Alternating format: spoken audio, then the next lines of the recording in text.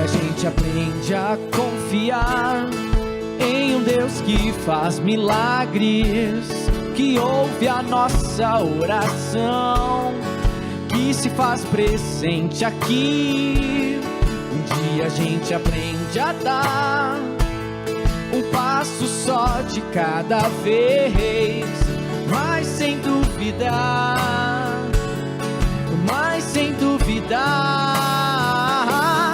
Ele continua sendo bom, que Ele continua sendo Deus, Ele continua sendo bom, que Ele continua sendo Deus.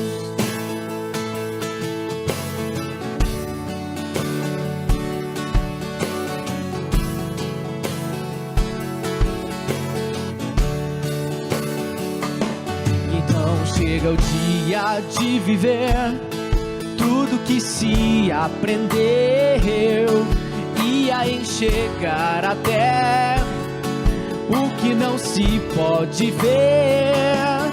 Chega o dia de entender, até ouvir um não de Deus, mas sem duvidar, Ele continua sendo bom, Ele continua sendo Deus, Ele continua sendo bom, Ele continua sendo Deus, Ele continua sendo bom, Ele continua sendo Deus, Ele continua sendo bom, e Ele continua sendo Deus.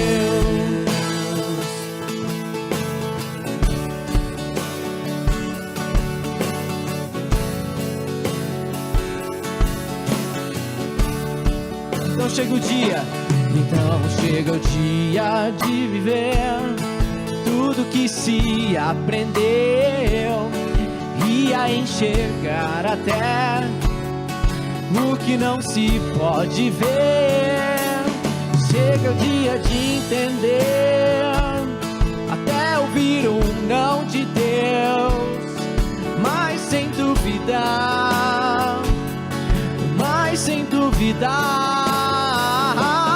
Ele continua sendo bom, Ele continua sendo Deus, Ele continua sendo bom, Ele continua sendo Deus, Ele continua sendo bom, que Ele continua sendo Deus, que Ele continua sendo bom, e Ele continua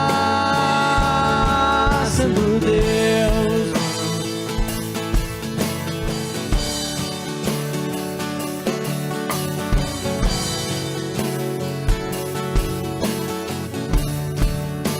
E Ele continua sendo bom, e Ele continua sendo Deus, e Ele continua sendo bom, e Ele continua sendo Deus, e Ele continua sendo bom, e Ele continua sendo Deus, e Ele continua sendo bom, e Ele continua sendo Deus.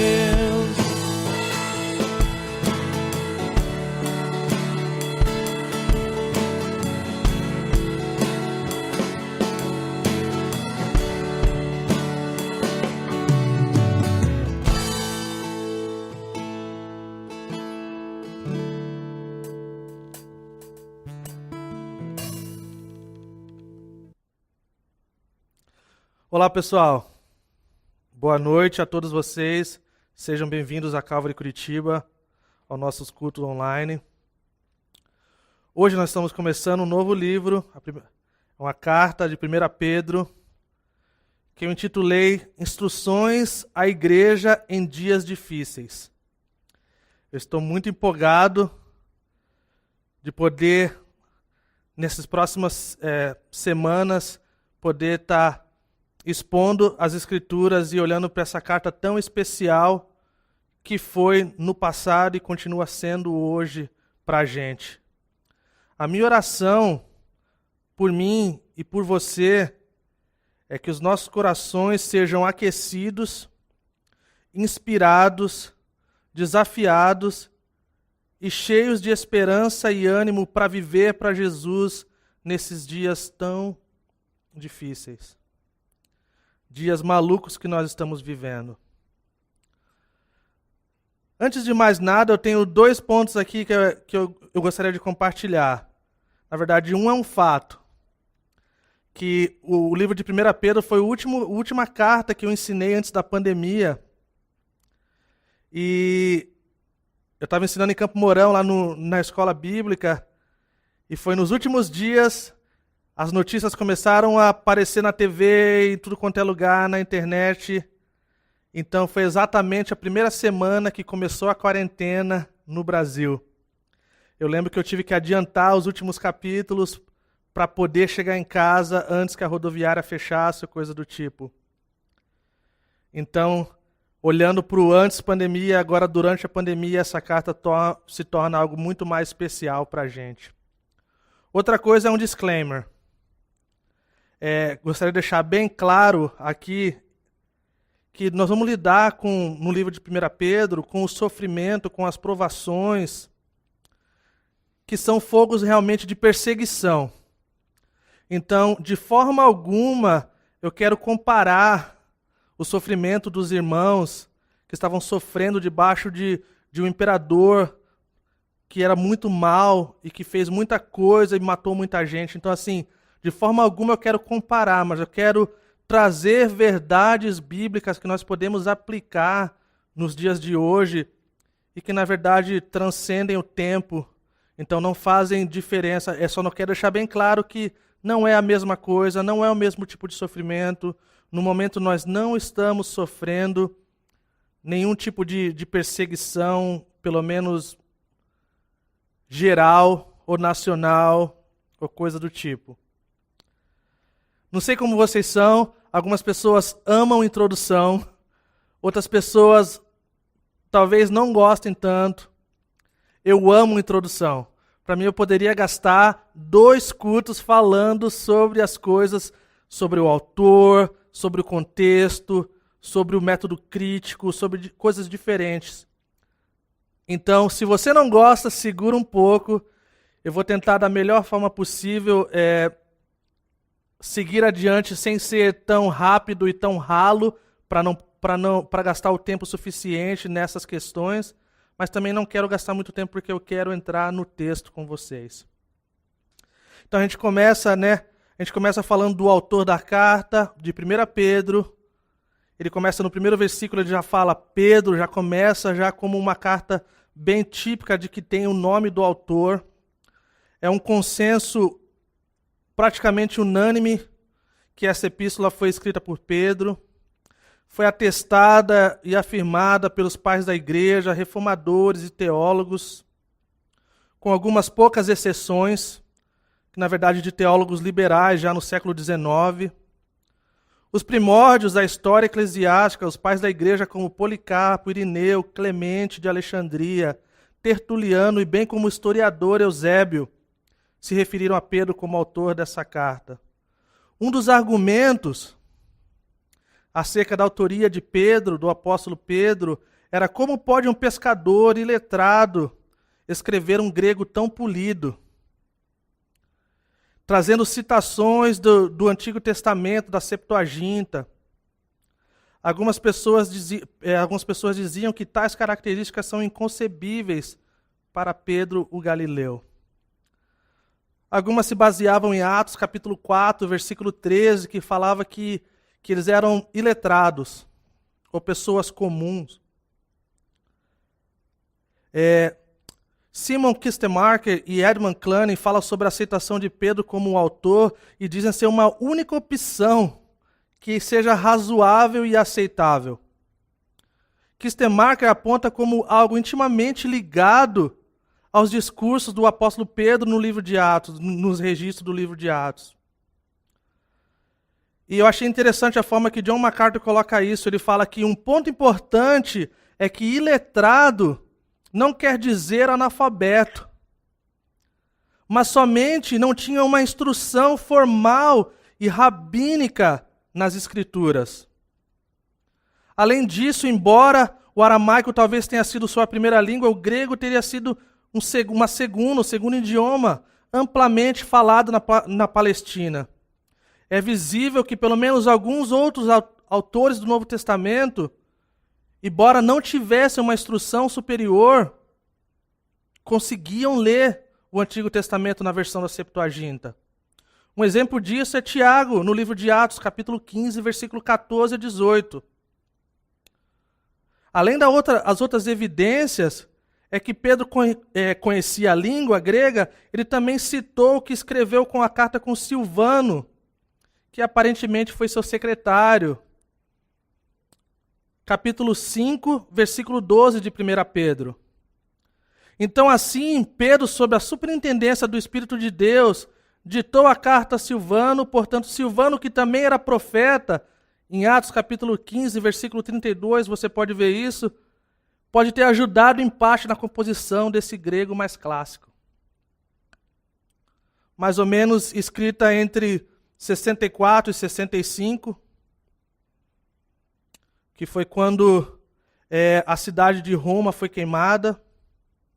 Então, há mais ou menos essa data entre 60 e 65, mas bem provável 64 e 65.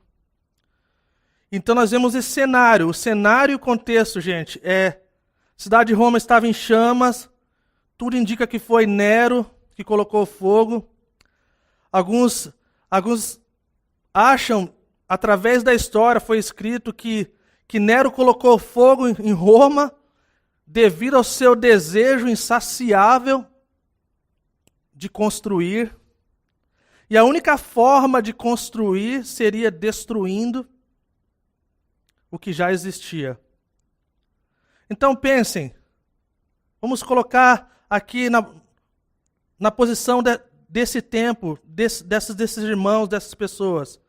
Os romanos ficaram totalmente arrasados, a sua cultura, de certo modo, desapareceu junto com a cidade, todos os elementos religiosos da vida destruídos. As pessoas ficaram sem casa, sem esperança. E aí Nero pensou, eu preciso redirecionar esse ódio, essa falta de esperança. Então o que ele pensou? Colocou na conta dos cristãos. Então isso se espalhou rapidamente, esse boato, que foram os cristãos que haviam colocado fogo na cidade. Consequentemente, uma perseguição horrível começou, terrível, que se espalhou pelo Império Romano, chegando ao norte de Taurus, no Ponto, na Galácia, na Ásia e Bitínia, impactando os cristãos de tal forma.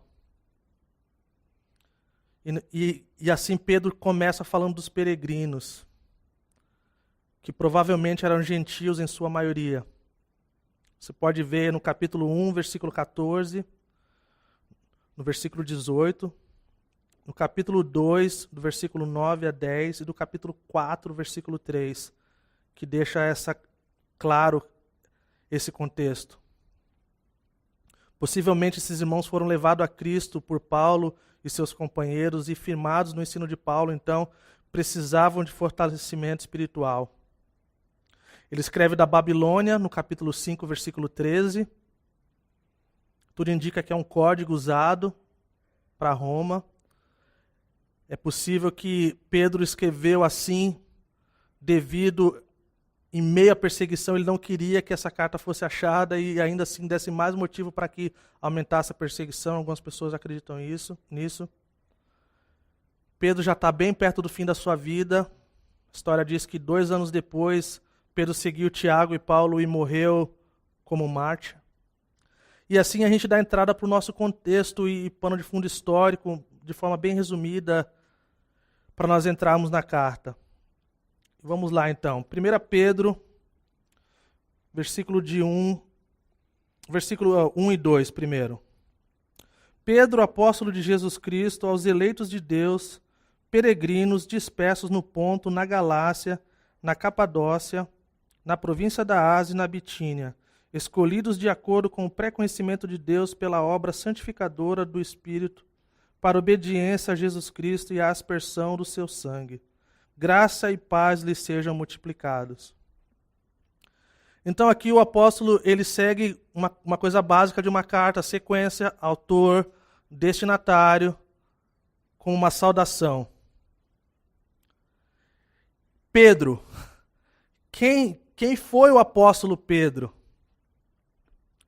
Pedro foi um pescador galileu da cidade de Betsaida, irmão de André, chamado por Cristo para ser um discípulo. Seu nome era Simão, quem era Maico era Cefas, que era algo que era como uma areia movediça ou algo que era abalável. Em grego, conhecido por Pedro, ou Petrus em grego, cujo significado é rocha ou fragmento de rocha. Então ele deixa de ser Simão e é chamado Pedro, e a gente vê a transformação na vida desse apóstolo. Pedro era um líder natural. Algumas pessoas, como tem uma amiga que fala, a característica de um sanguíneo hemorrágico, se podemos dizer assim. Ele era a voz dos 12. Tudo aquilo que parece que as pessoas não tinham coragem de falar, ele tinha. E ficou claro isso. Ele era uma figura de destaque, ele era um líder nato. Olha que interessante. Paulo é um dos nossos heróis, é um dos maiores missionários do mundo que o mundo já teve. O nome de Paulo é mencionado 162 vezes no Novo Testamento. O nome de todos os outros apóstolos juntos são citados 142 vezes. Pedro é citado nominalmente 210 vezes. E nem sempre por coisa boa. Mas isso mostra a intensidade de um apóstolo como Pedro. Líder nato, uma pessoa corajosa. Vamos ver alguns eventos do que o apóstolo Pedro se meteu. Jesus repreendeu Pedro mais do que qualquer outro discípulo. Acho que não queria ter esse título, mas beleza. Pedro foi o único discípulo que se atreveu a repreender Jesus. Também não queria ter esse título. Pedro confessou Jesus com mais ousadia e precisão do que qualquer outro discípulo. Positivo. Pedro negou Jesus com mais força e forma pública do que qualquer outro discípulo. Olha que legal. Jesus elogiou Pedro mais do que qualquer outro discípulo. E aí segue a lista. Quando Jesus acordou de manhã cedo para orar antes do nascer do sol, foi Simão Pedro que levou os outros discípulos em sua direção e dizer o que ele deveria fazer. Marcos capítulo 1, versículo 35 a 39. Pedro foi aquele que colocou as redes na direção que Jesus falou e pescou muitos peixes. Lucas capítulo 5, versículo de 1 a 11. Pedro teve aquela viagem missionária evangelística épica e única com os outros discípulos em Mateus capítulo 10, versículo 1 a 42. Uma das histórias que todos nós amamos, ou a maioria de nós. Pedro saiu do barco durante uma tempestade violenta e andou sobre as águas. Pedro foi quem disse, Senhor, a quem iremos? Em João 6, versículos 68 e 69. Pedro viu Jesus transfigurado em glória. Mateus 17, de 1 a 9. Pedro foi aquele que perguntou para Jesus quantas vezes devemos perdoar uns aos outros. E ele cita esse número altíssimo de 7 vezes. Mateus 18, 21 a 35. Pedro foi quem perguntou a Jesus, depois do encontro com o jovem rico, o que os discípulos receberiam por ter deixado tudo para segui-lo. Mateus 19, 27 a 30. E a lista segue, gente. Muito interessante fazer um estudo pensando nas coisas nesses eventos. Pedro é restaurado de forma pública também. E assim vai. Uma coisa que nós podemos ver em Pedro, Pedro não precisa defender o seu apostolado. Pedro não é como o apóstolo Paulo nesse sentido. Era muito notório e muito claro o apostolado de Pedro. Então ele não se explica, ele não se justifica, ele não defende o seu apostolado como Paulo fez nas suas cartas. Então nós começamos, passando aqui dessa primeira parte, para quem ele escreve aos peregrinos. A ideia por trás da palavra peregrinos é de alguém que vive como residente temporário em uma terra estrangeira. Os peregrinos são pessoas, são viajantes, e peregrinos vivem em constante consciência do seu verdadeiro lar. Os primeiros cristãos, Barclay coloca dessa forma, os primeiros escritos cristãos, a epístola a Diagonetos, dão ideia de que são os peregrinos. Eles habitam as terras de seu nascimento, mas como residentes temporários dela. Eles tomam parte de todas as responsabilidades como cidadãos e suportam todas as deficiências como estrangeiro. Toda terra estrangeira é sua terra natal, e toda terra natal é uma terra estrangeira. Eles passam seus dias na terra, mas a cidadania está no céu. E aleluia por isso. Essa questão é muito importante para que a gente entenda. Porque muitas vezes nós podemos ver as pessoas falando assim, eu vou morar no céu, ou eu estou indo para o céu, então assim, não estou nem aí para o que está acontecendo. Isso aqui mostra que não, que mesmo sendo peregrinos, mesmo tendo uma cidadania, cara, que é do céu, essas pessoas estão totalmente compromissadas com a responsabilidade de ser um bom cidadão aonde elas vivem. E é interessante que Pedro escreveu aos gentios, né, como eu falei, né, em 1 Pedro, capítulo 1, versículo 18, capítulo 2, versículo 10, e capítulo 4, versículo 3, que dá essa ideia dos gentios. No entanto, ele chamou de peregrinos dispersos. É a mesma expressão que foi dada aos judeus depois da queda de Jerusalém, quando os babilônios conquistaram Judá. Embora, o que ele está dizendo é que, na verdade, todo aquele cristão, diante daquela circunstância, também é chamado de peregrino disperso. E aí ele fala dos lugares, do Ponto, na Galácia, na Capadócia, na província da Ásia e da Bitínia. Que, na verdade, são áreas bem específicas, em lugares onde o cristianismo já havia se estendido nas primeiras décadas, após o início da igreja. E aqui ele começa, nessa parte aqui, ele começa a descrever os seus leitores. Escolhidos de acordo com o pré-conhecimento de Deus Pai, pela obra santificadora do Espírito, para obediência a Jesus Cristo e a aspersão do seu sangue. Graça e paz lhes sejam multiplicados.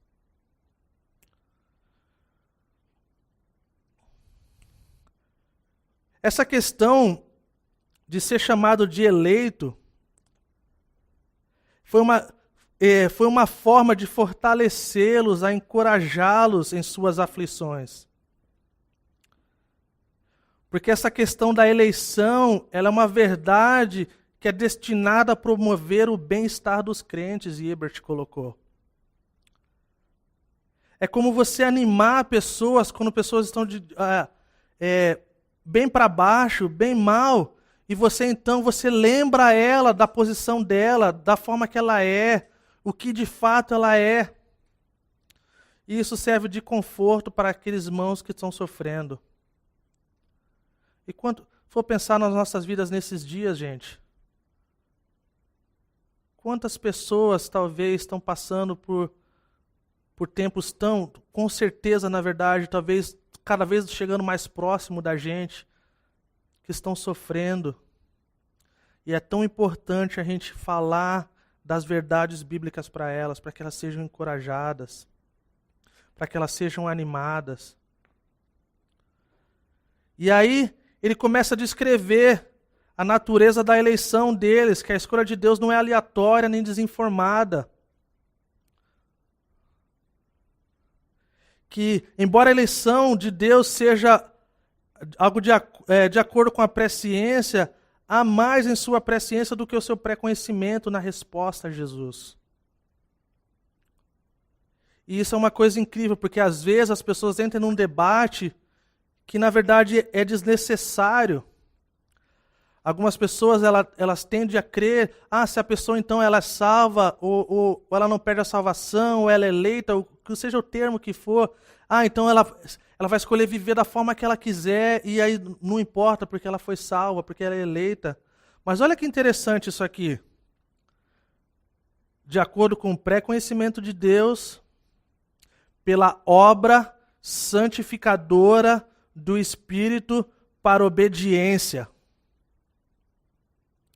Isso faz parte do pacote daquelas pessoas que se chamam cristãs, salvas e eleitas. É o resultado essencial dessa eleição, é a santificação e obediência. Enquanto alguns gostariam de pensar que a eleição tem apenas a ver com ir para o céu ou para o inferno, Pedro nos lembra que também essa eleição, ela toca a terra como uma resposta. A reivindicação de estar entre os eleitos, ela é duvidosa se não houver uma evidência dessa santificação e obediência. É como se você falar, eu sou isso, eu sou aquilo, mas não condiz, a sua vida não condiz com aquilo que você está falando. E assim a gente pode dizer que é dessa forma que a gente vê se tal pessoa é salva ou não é salvo. Que tipo de obra santificadora e de obediência que nós temos vivido e temos feito. A gente vê que essa obra ela não é estática, ela é dinâmica, ela é ativa. E aí ele segue falando sobre a aspersão do sangue de Cristo, que na verdade, quando nós somos salvos, nós somos eleitos, nós somos purificados do nosso pecado pelo sangue de Cristo. E olha que legal, que ele segue adiante.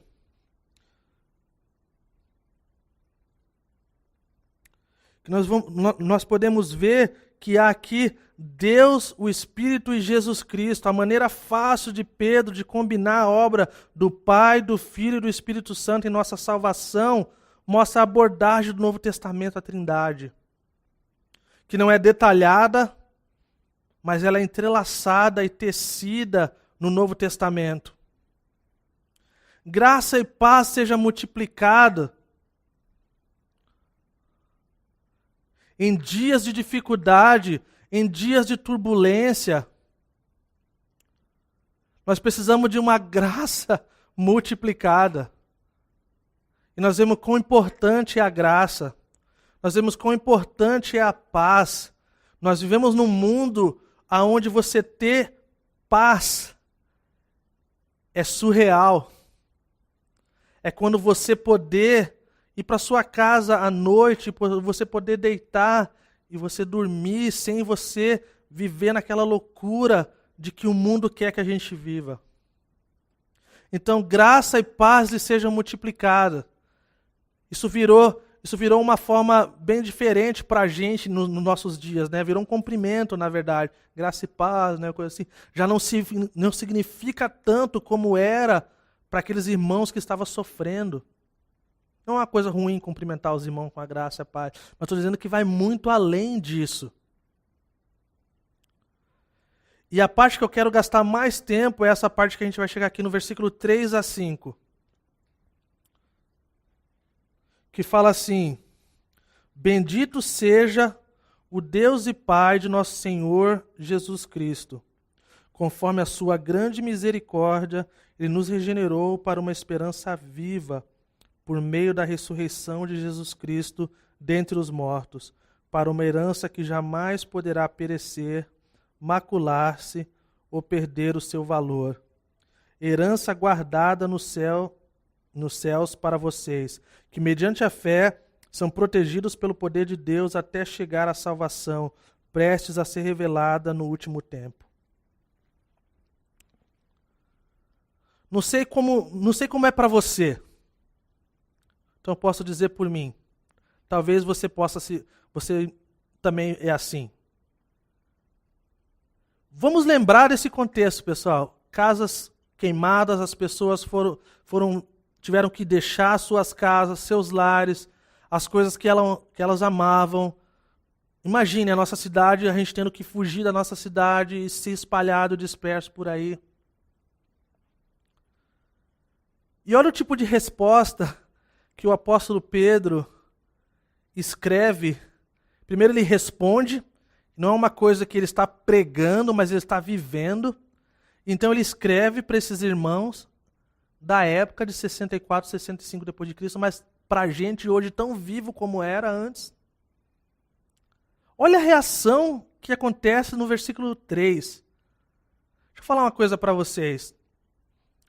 A minha vida normalmente, quando está tudo bem, é quando eu penso que o louvor é adequado. Quando eu penso que a adoração faz sentido. E talvez com você assim também. Talvez você conseguiu lá, o seu salário aumentou. Talvez você conseguiu comprar o carro que você queria. Talvez você entrou no relacionamento que você gostaria, coisa assim. Cara, tua vida está tão bem, vamos louvar Jesus, aleluia.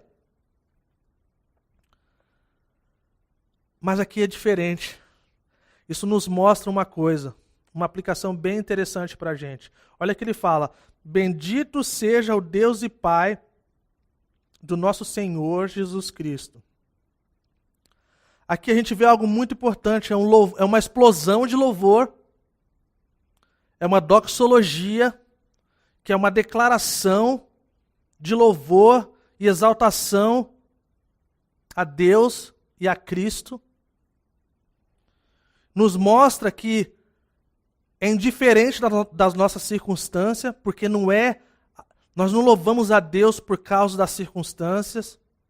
Nós não deveríamos louvar a Deus devido o nosso dia foi legal ou não foi legal, embora isso influencie de alguma forma, mas quando o nosso foco principal é em Deus, nós podemos falar isso. E deixa eu falar uma coisa para vocês. Uma explosão de louvor, uma doxologia diante dessas circunstâncias, mostra para a gente que a forma de louvor e de adoração que é mais doce, que é mais radical, que é uma palavra que eu gosto bastante de usar, é quando o mundo todo está olhando para a gente e fala assim, não faz sentido. Não faz sentido essa pessoa adorar a Deus dessa forma. Não faz sentido essa pessoa, nós vamos olhar lá na frente, lá falar, ter essa alegria. Não faz sentido. Um amigo meu me ligou, antes de eu mudar para Curitiba, um mês e pouco atrás, e ele falou assim, Cacá, eu tinha algumas coisas no meu coração que eu queria compartilhar com você. Uma pessoa muito querida, que eu tenho um respeito enorme, foi um mentor numa época da minha vida, cara. Está passando uma situação bem difícil na vida dele, na questão familiar, com doenças e perdas e coisa do tipo. Ele falou assim para mim, Cacá, eu queria te encorajar. Meu encorajamento para você, cara, é que a beleza de Cristo, a beleza do relacionamento com Cristo, ela é tão doce e tão diferente nos dias difíceis. E eu estou sofrendo isso com a minha família, cara, uma situação bem complicada. Mas, cara, o meu relacionamento com Jesus está tão vivo. A minha adoração está tão diferente. Porque eu olho ao meu redor, não faz sentido, mas o meu Deus faz sentido. Então nós podemos ver que o louvor e adoração e exaltação a Cristo, ela tem o foco em Cristo, tem o foco em Deus, em quem Ele é e no que Ele faz. Através da Bíblia nós podemos ver isso. E isso muda o nosso foco. Isso muda o nosso foco, nós conseguimos olhar adiante e nós podemos falar como salmista e levo meus olhos para o monte, de onde vem o meu socorro vem do Senhor, o Criador dos céus e da terra. Circunstâncias, elas vão acontecer. Sofrimento faz parte. John Piper fala, se você se considera cristão, anote aí, sofrimento. E olha que ele fala, eu não quero que a gente passe batido nisso. Ele segue adiante, ele fala, conforme a sua grande misericórdia. Nós temos o costume, eu tenho esse costume de quando eu vejo a palavra misericórdia, a primeira coisa que eu faço é, lembro do que eu fui ensinado no passado, que graça é o presente imerecido e misericórdia é não receber aquilo que eu merecia. Que é verdade. Mas olha que lindo e que interessante, cara. Eu lembro do dia que eu sentei e olhei no dicionário para ver o que de fato isso aqui estava querendo dizer, qual era a intenção. Isso mexeu com a minha vida. E eu espero que mexa com a sua, e eu espero que realmente mexa com essa questão da forma de olhar da misericórdia de Deus. Grande misericórdia. Se você abrir o dicionário e você pegar essa palavra no grego, vão aparecer algumas definições. A primeira dela é essa daqui. Misericórdia é bondade direcionada a miseráveis e aflitos. E essa é a descrição de quem nós éramos. E essa é a descrição de como muitas vezes nós nos sentimos. Mas olha que interessante, não para aí. Fala assim, que misericórdia é bondade direcionada aos miseráveis e aflitos. E essa bondade, ela vem com um desejo de ajudar. Isso não é incrível? Essa é uma das coisas que eu amo acerca de Deus e de Jesus. As coisas que Ele quer fazer na nossa vida, que Ele nos pede, Ele não nos deixa só. Nós nunca estamos sozinhos. Então essa bondade que vem na nossa direção, ela vem com um desejo de nos ajudar. E nesses dias que nós nos sentimos aflitos ou como miseráveis, nossa vida está difícil, nós podemos ter certeza que existe uma bondade de Deus sobre nossas vidas. E ele segue adiante, ele fala que dessa grande misericórdia ele nos regenerou. É uma palavra que para nossos dias talvez já não faz muito, não é tão claro. Na verdade nos aponta, é diferente a palavra, mas o mesmo significado é do nascer de novo, em João capítulo 3, versículo 3. Que também nos leva a uma outra coisa que, para explicar para alguém que não tem um conteúdo bíblico ou que não conhece do cristianismo, está falando de duas coisas que são difíceis de entender, até mesmo para o cristão. E aí nós lembramos, em 2 Coríntios 5, 17, que quando nós somos salvos, nós somos feitos nova criatura em Cristo Jesus.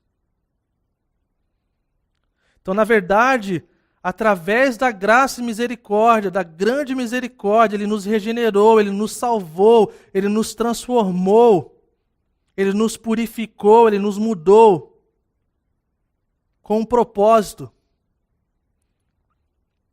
E fala para uma esperança viva.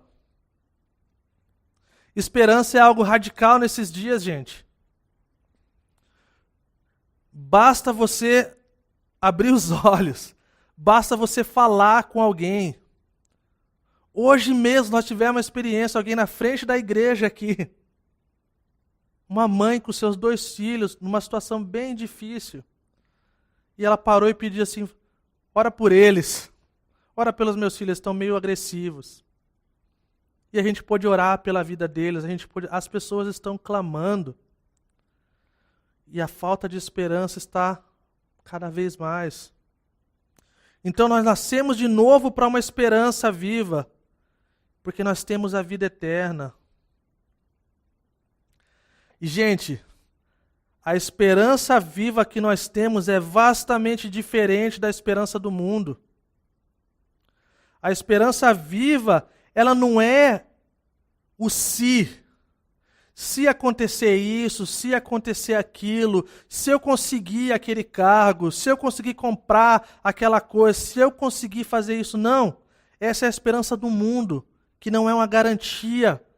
é talvez, é se. Mas olha essa diferença. A esperança viva é quando nós sabemos e temos convicção do final. Temos plena convicção nas promessas de Jesus. Não é se, é quando. E isso muda a nossa perspectiva. Porque fala que nós temos uma herança incorruptível. Então essa herança, ela só é possível se nascermos de novo, se de fato somos cristãos, eleitos e salvos. O ser humano não regenerado, aquele que não nasceu de novo, ele não é capaz e não pode desfrutar dessa herança, que é essa grande salvação que nós temos em Jesus. Então, eu gostaria de falar uma coisa para dois tipos de pessoa. Para você que é cristão, que é da Calvary Curitiba, ou está assistindo os cultos, nós temos essa grande salvação.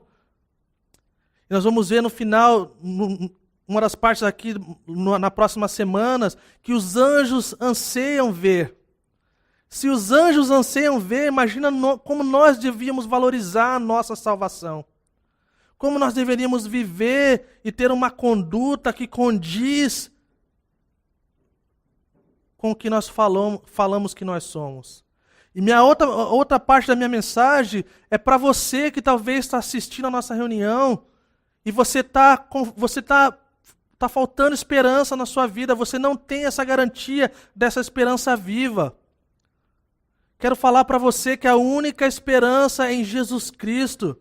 E Jesus Cristo pode mudar a tua vida, Jesus Cristo pode mudar a tua família, e você pode ter essa plena convicção dessa herança que está guardada no céu. Você pode ter Jesus entrando na sua vida e fazendo uma transformação que nenhuma outra pessoa pode fazer. Porque assim era a nossa condição. Nós estávamos perdidos no nosso pecado, vivendo todas as coisas contrárias da vontade de Deus. Então Jesus morre por nós. O seu sangue é derramado para nos lavar e nos purificar e faz essa ponte para que a gente possa encontrar com Deus e ter nossas vidas transformadas. E que Deus tenha misericórdia em nossas vidas. Mas se você não tem essa esperança, eu encorajo você, clame a Deus, peça a Deus para mudar a sua vida, entrar no seu coração e te abençoar. E Ele é tão fiel para fazer isso. Ele é tão fiel para fazer isso, gente. E para nós, mais uma vez, para nós cristãos, nós devemos viver como peregrinos, que a nossa cidadania está no céu.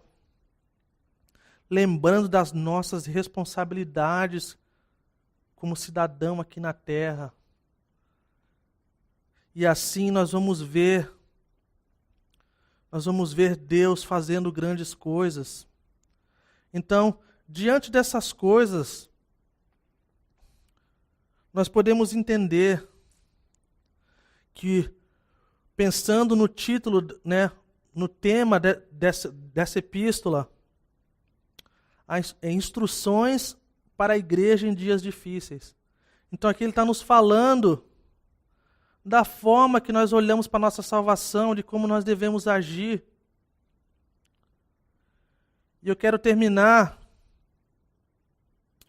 com o versículo 6,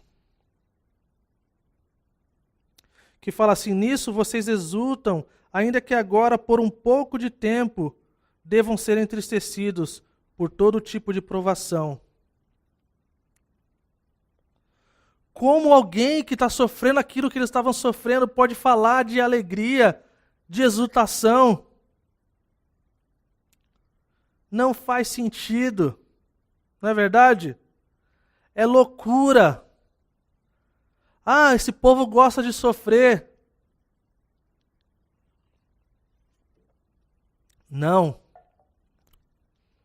Esse povo tem um Deus que cuida, que guarda, que ajuda, que tem grande bondade e misericórdia, que dá graça e sustenta o aflito.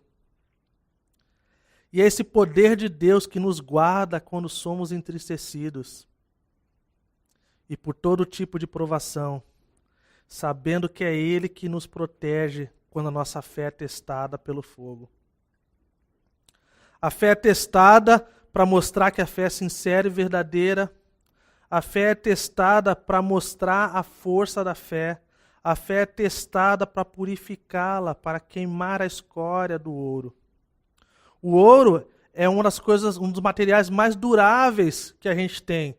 No entanto, também um dia perecerá, mas a nossa fé não. O pastor Chuck Smith, ele sempre falava isso, ele é bem conhecido por isso. Ele falava assim, que no final, só o que foi feito para Cristo permanecerá, além da sua palavra. Então, se nós estamos preocupados com as coisas que nós devemos fazer e cumprir, nós podemos lembrar que a nossa fé está sendo testada, muito mais preciosa que o ouro que perece. E assim nós estamos alcançando o alvo da nossa fé.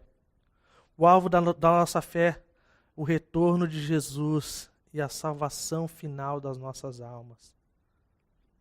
Testes e provações são inevitáveis. Enquanto estivermos desse lado, enquanto não vemos Deus a quem servimos, devemos suportar essas provações. Entender que quando nós olhamos para esse livro de 1 Pedro, por essa carta, escrita por um irmão que estava nos seus últimos anos de vida, ela tira qualquer tipo de coisa acerca da teologia da prosperidade. Ela mostra que o cristão, ele sim sofre. Que o cristão, sim, passa por tribulações. Que o próprio Jesus foi odiado e que nós somos seus seguidores, nós também seremos. Isso não é um motivo de desânimo para a gente. Isso é um motivo de grande alegria poder participar do sofrimento por amor a Jesus Cristo. Eu quero terminar aqui falando, mesmo não tendo visto, vocês o amam. Lembra de quem eu falei, quem era Pedro? Aquele que foi citado mais de 200 vezes, aquele que fez tantas coisas, sinais e prodígios, Deus usou ele de forma tão grandiosa. Pedro havia visto. Viu Jesus de tantas formas, antes e depois da ressurreição. Mas ele sabia que o cristão, depois disso, não tinha visto Jesus. No entanto, eles os amavam. Jesus não era menos real, e não é menos real para nós que não o vemos, como Pedro viu.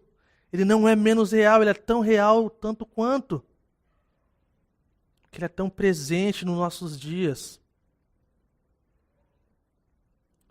A palavra traduzida como alegria indizível ocorre apenas no Novo Testamento, que descreve uma alegria tão profunda que está além do poder das palavras para expressar.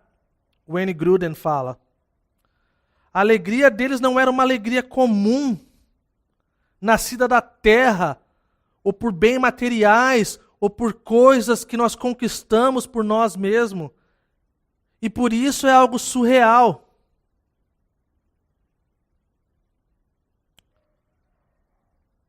E isso nos faz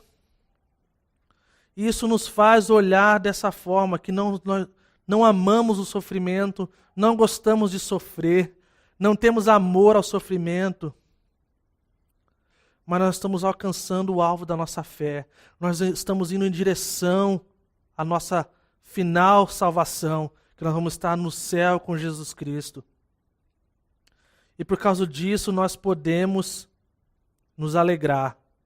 Nós podemos lembrar que o reino de Deus ele não é comida e nem bebida, mas é justiça, paz e alegria no Espírito Santo. A nossa alegria não depende das nossas circunstâncias. E eu concluo dizendo, tive um amigo muito querido nosso, que estava sofrendo muito com um câncer. E ele era muito amigo do meu filho, Marcos. O Marcos tinha talvez 5 anos, 4 para 5 anos, mais ou menos. Ele estava nos últimos meses da vida dele, o Lars Christian.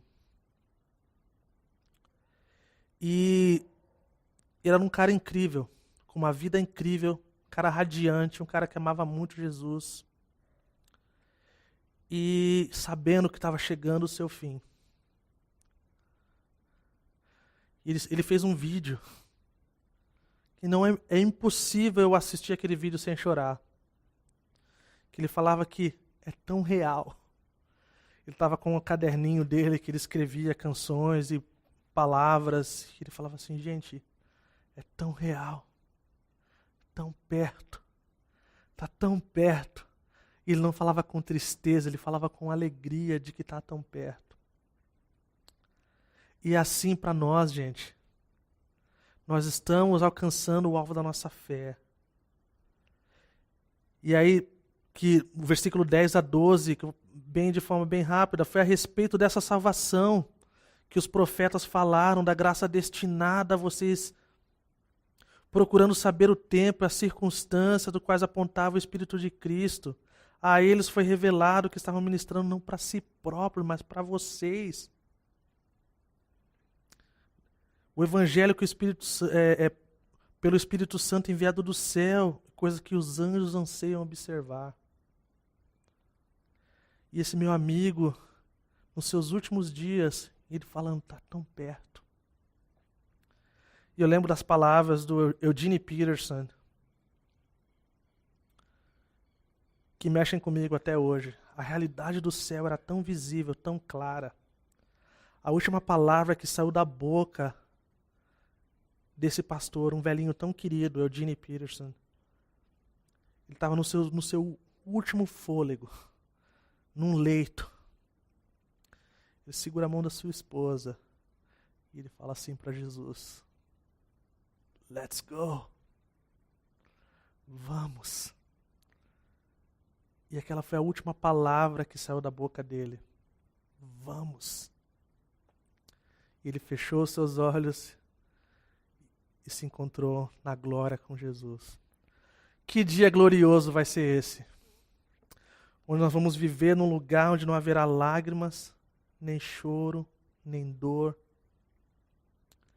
Um lugar incrível, onde as pessoas não vão mais se matar, se odiar. Onde doenças não vão mais existir. E eu termino essa parte dizendo, enquanto isso não acontece, vamos viver com intensidade para a glória de Cristo.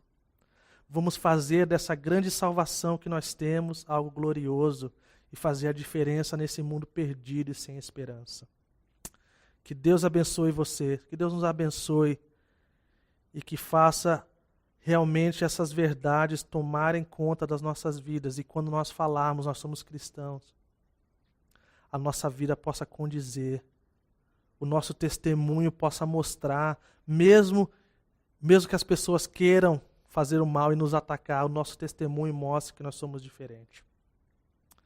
Tenha uma ótima semana, que Deus abençoe vocês, um grande abraço, e é isso aí, galera. Deus abençoe.